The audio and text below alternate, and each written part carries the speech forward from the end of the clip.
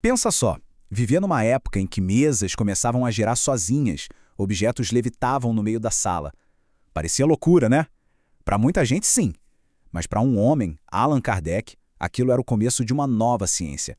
Hoje, a gente vai mergulhar no método rigoroso que ele desenvolveu para investigar esses fenômenos, lá na introdução de O Livro dos Espíritos. Vamos voltar no tempo lá para o meio do século XIX. De repente, uma onda de acontecimentos estranhos toma conta da Europa e da América. Mesas que se mexem, objetos que parecem flutuar.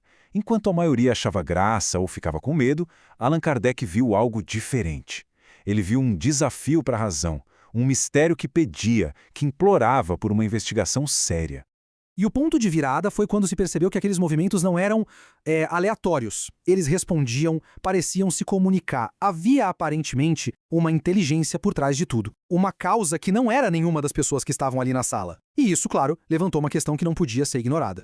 E na hora, veio a grande objeção da ciência da época. Ok, se isso é real, por que a gente não consegue medir? Porque não dá para repetir isso num laboratório. Era o argumento final, o checkmate da lógica científica. Só que a resposta de Kardec foi ousada e bem direta. O que ele disse foi basicamente o seguinte: a ciência convencional não tem como julgar isso. É como você tentar medir um sentimento com uma fita métrica. As ferramentas da ciência, feitas para o mundo da matéria, simplesmente não serviam para analisar esse tipo de fenômeno. Era a ferramenta errada para o trabalho. E aqui que o Kardec organiza o debate de uma forma genial. Ele basicamente propõe uma divisão de campos. De um lado, você tem a ciência tradicional, que é perfeita para estudar a matéria, as leis físicas, tudo aquilo que a gente pode medir. Do outro, surge um campo de estudo totalmente novo, que precisa de uma abordagem diferente para investigar fenômenos que vêm de uma fonte inteligente e não material. E aqui está o pulo do gato do argumento dele. Para fatos novos, são necessários métodos novos e leis novas. Ficar tentando encaixar esses fenômenos nas caixinhas que a ciência já conhecia era, na visão dele, uma receita certa para o fracasso. Era preciso abrir a mente. Certo, essa era a segunda grande questão. Se não era um problema para a ciência resolver, será que não era só charlatanismo? Ou talvez uma ilusão coletiva? Uma possibilidade bem real. A resposta de Kardec para isso foi muito lógica. Ele disse: esses fenômenos não são um show que acontece na hora que a gente quer. Eles não se apresentam só porque um cético está ali batendo o pé e exigindo uma prova. Assim como qualquer outro fato da natureza, eles têm condições próprias para acontecer. E a lógica dele se baseia na própria ciência. Pensa bem, alguém nega que uma reação química existe só porque ela precisa dos ingredientes certos e da temperatura certa para acontecer? Claro que não. Da mesma forma, não dá para exigir que esses fenômenos aconteçam como um passe de mágica, a qualquer hora, em qualquer lugar. Bom, então, se os métodos antigos não funcionam, qual é o jeito certo de investigar? O Kardec não ficou só na crítica. Ele propôs uma solução. Um método claro, disciplinado, pensado exatamente para o pesquisador sério que quisesse entender o que estava acontecendo. Ele deixou bem claro: olha, isso aqui não é para quem está só de passagem buscando uma distração. A investigação exigia a mesma seriedade de qualquer outra ciência.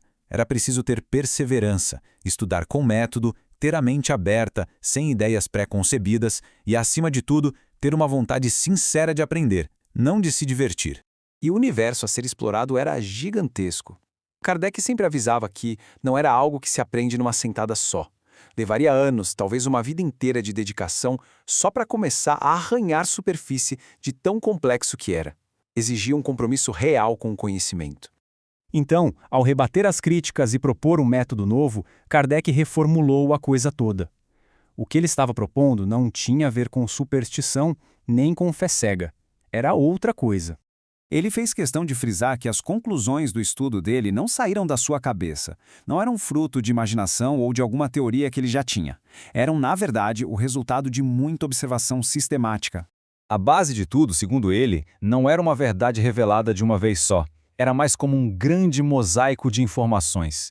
Cada peça, cada dado, era coletado através da observação e, o mais importante, era comparado e checado com informações de outras fontes, para garantir a coerência. E aqui a gente chega no coração da proposta dele: apresentar o espiritismo como uma ciência de observação e não como algo que saiu da imaginação de alguém. O grande objetivo era construir uma filosofia racional, sabe, tijolo por tijolo, com base em evidências que foram coletadas através de um método que, apesar de novo, era extremamente rigoroso. O trabalho do Kardec foi, no fim das contas, uma resposta aos fenômenos que ninguém conseguia explicar na sua época. E isso deixa a gente com uma provocação para pensar, né? Que desafios ao nosso entendimento existem hoje? E será que a gente está usando as ferramentas certas para investigar